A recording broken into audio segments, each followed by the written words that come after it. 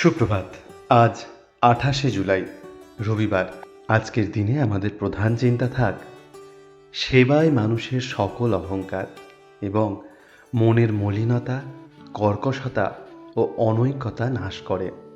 আজকের দিনে ঈশ্বরের কাছে আমাদের এই প্রার্থনা হোক, ও আমার প্রেমময়ী জননী, রক্ষাকর্তা পিতা, তুমি আমাকে আত্মনিবেদনের আবেগে প্রাণবন্ত করো, যেন আমি নিজেকে একেবারে তোমার দিব্য সত্তার মধ্যে হারাইয়া ফেলি। তোমার দয়ায় যেন আমি আমার অন্তরের যাতনা ও সংগ্রাম ভুলিয়া যাই এবং তোমার সন্তানদের প্রয়োজনের কথাই কেবল মনে রাখি। আমার এই হৃদয়কে তুমি নতুন করিয়া সেবা অনুরাগে ভরিয়া দাও।